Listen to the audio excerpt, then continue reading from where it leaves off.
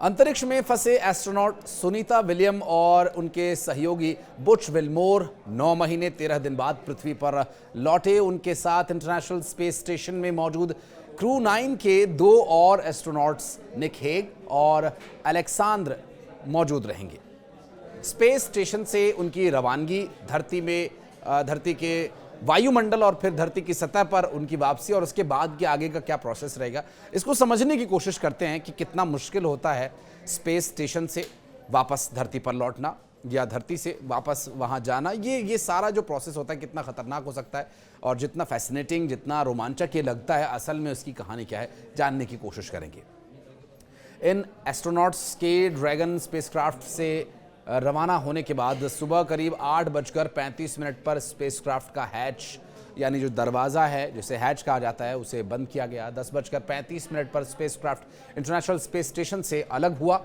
उसके बाद 19 मार्च की सुबह लगभग जो तड़के 3:27 के समय के अनुसार वो फ्लोरिडा के तट पर लैंड करने का कार्यक्रम है और इस सफ़र में करीब 17 घंटे लगेंगे। और ये 17 घंटे यकीन मानिए उस स्पेसशिप के अंदर, उस बॉक्स के अंदर या उस स्पेस शटल के अंदर मौजूद लोगों की सांसें किस तरह से बंधी रहेंगी, आपको इस बात का अंदाजा इस वीडियो के अंत तक हो जाएगा।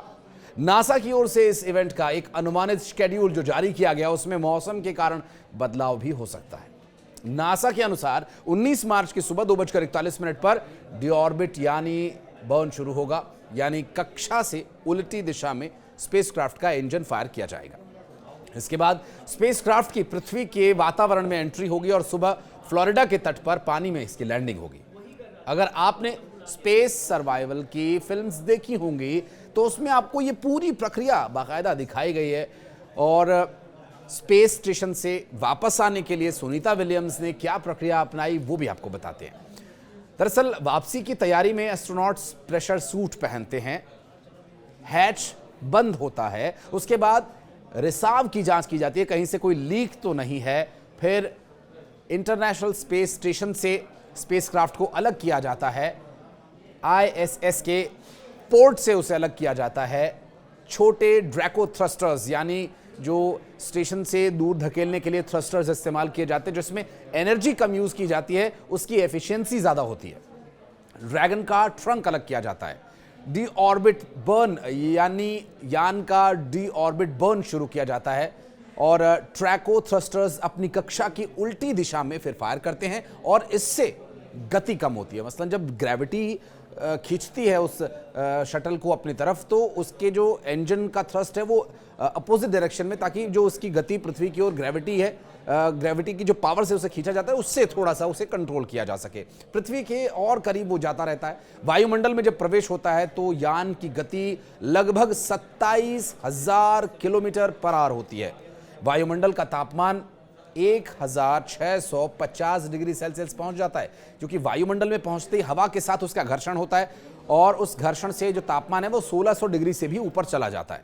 और इस दौरान ये जो पूरी प्रक्रिया है वायुमंडल क्रॉस करने की लगभग 3 से 5 मिनट की होती है और इस दौरान संचार पूरी तरह से बंद होता है। ना तो कंट्रोल सेंटर से एस्ट्रोनॉट्स की बात हो सकती है, ना एस्ट्रोनॉट्स अपना कोई मैसेज उन्हें दे सकते हैं। फिर 18,000 फीट की लगभग ऊंचाई पर आने के बाद इसके पैराशूट्स खुलते हैं, जो 2 पैराशूट्स होते हैं जो उसकी गति को नियंत्रित करते हैं और लगभग 18,000 फीट की ऊंचाई पर इसे खोला जाता है। इसमें 2 ड्रोग पैराशूट्स लगे हुए होते हैं और वो खुलते हैं। उसके बाद एक लेवल और सेट किया गया होता है 6,000 फीट की ऊंचाई पर आने के बाद। इसमें 4 मुख्य पैराशूट्स होते हैं जो यान की गति को और नियंत्रित करते हैं और लगभग वो इस गति से लाते हैं जो सामान्य गति लगभग मानी जाती है 24 किलोमीटर पर आवर की। स्प्लैश डाउन, स्प्लैश से आप समझ सकते हैं क्योंकि पानी में इसे लैंड कराया जाता है तो इसकी स्प्लैश डाउन और रिकवरी की जो प्रक्रिया है इस दौरान समुद्र में यान को उतारा जाता है। एक तय जगह होती है। अब तय जगह अमूमन 99% ऐसा होता है कि तय जगह के आसपास ही लैंड करते हैं, लेकिन मौसम का बहुत ज़्यादा प्रभाव रहता है। शुरू में जैसा कि हमने जिक्र किया मौसम कैसा रहता है उस वक्त ये भी काफ़ी महत्वपूर्ण रहता है, क्योंकि फ्लोरिडा में ये लैंड होना है और इसके वजह से मौसम का क्या हाल रहता है ये भी देखना बहुत ज़रूरी होगा। रिकवरी के लिए जहाज़ पहले से ही तैयार रहता है, टीम्स तैयार रहती हैं, वो यान तक पहुंचती है और वहां से एस्ट्रोनॉट्स को उठा करके जहाज पर लेकर जाते हैं और वहां पर डॉक्टर्स की एक पूरी टीम होती है, मेडिकल सपोर्ट होता है, अंतरिक्ष यात्रियों को उस यान से बाहर निकाला जाता है, उनके स्वास्थ्य का परीक्षण किया जाता है और उसी के हिसाब से फिर आगे की प्रक्रिया होती है। जिसको मेडिकली कोई अगर कंडीशन होती है तो उसको इलाज दिया जाता है या फिर उसका जो भी ट्रीटमेंट अगर वहां पर मौजूद है तो ठीक है, नहीं तो उसे फिर जो कंट्रोल्ड एनवायरनमेंट में ले जाया जाता है। और ये सब कुछ सुनने में, जानने में जितना रोमांचक लग रहा है, असल में ये उतना ही खतरनाक होता है, डरावना होता है। समुद्रयान में उतरने के बाद, इस स्प्लैश डाउन के बाद रिकवरी जो जहाज है वो टीम को लेकर के अपने गंतव्य तक पहुंचता है।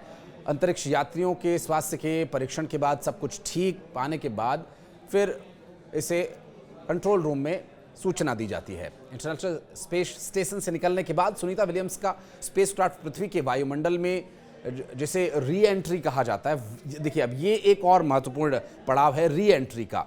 जब वायुमंडल में ये यान प्रवेश करता है, क्योंकि इससे पहले तो मैंने आपको सरसरी तौर पर पूरी प्रक्रिया बताई, लेकिन अब इस प्रक्रिया में जो छोटी छोटी प्रक्रिया है जहां पर गड़बड़ी हो सकती है, वो क्या है वो मैं इस पर आपको बताता हूं, जानकारी देता हूं। दरअसल अंतरिक्ष में ड्रैगन कैप्सूल करीब 28,000 किलोमीटर प्रति घंटे की न्यूनतम रफ्तार से ट्रैवल करेगा। ये कंट्रोल्ड स्पीड होती है, जैसे 28,000 किलोमीटर पर आवर की स्पीड पर मेंटेन किया जाता है, लेकिन री एंट्री के दौरान इसकी स्पीड और कम होने लगेगी। और अगर इस दौरान ड्रैगन कैप्सूल का एंगल जरा भी चेंज हुआ तो आप सोचिए कि अगर 10 डिग्री बदला तो नीचे 1000-2000 किलोमीटर का ट्रैवल अलग दिशा में हो जाएगा।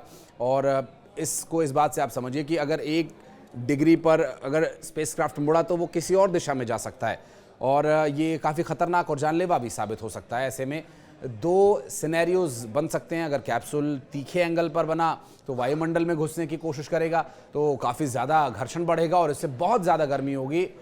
ये 1500 डिग्री सेल्सियस से ज़्यादा टेम्परेचर हो जाएगा और इस गर्मी से बचने के लिए स्पेसक्राफ्ट पर लगी हीट शील्ड भी जल सकती है और ऐसे में कैप्सूल जल जाएगा।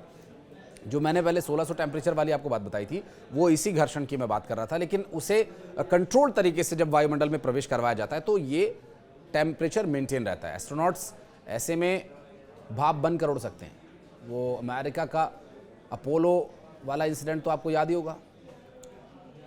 और ये कैप्सूल अगर उथले एंगल पर बनते हुए वायुमंडल में दाखिल करने की कोशिश करेगा तो कैप्सूल री एंट्री के बजाय वायुमंडल से टकराकर अनिश्चित समय के लिए वापस स्पेस में जा सकता है। बाद में कैप्सूल किसी ऑर्बिट में फंस कर रह जाएगा। ऐसी स्थिति में नासा और स्पेसएक्स को कैप्सूल को खोजने के लिए, वापस लाने के लिए काफ़ी मशक्कत भी करनी पड़ सकती है। तो ये सभी जो पॉसिबिलिटीज़ हैं, इन सभी विषयों पर बाकायदा जांच पड़ताल करने के बाद अब एक्सपर्ट्स का ये कहना है कि जैसे स्पेसएक्स एयरक्राफ्ट को वहाँ पर स्पेसक्राफ्ट को वहाँ पर भेजा गया, उस स्पेसक्राफ्ट में ये सारी संभावनाएं बहुत कम हैं, लेकिन संभावनाएं हैं कि ऐसा हो सकता है। इसलिए सभी पॉसिबिलिटीज़ पर ध्यान रखते हुए सभी उम्मीद कर रहे हैं कि सुनीता और विलमोर हमारे बीच होंगे, बहुत जल्द लौटेंगे और इस 9 महीने के अनुभवों को साझा करेंगे। और इसके बारे में अगर आप कुछ कहना चाहते हैं इस पूरी परिस्थिति को लेकर या कुछ और जानना चाहते हैं तो कमेंट सेक्शन में आकर आप इस पूरे विषय पर अपनी राय दे सकते हैं, अपनी बात रख सकते हैं।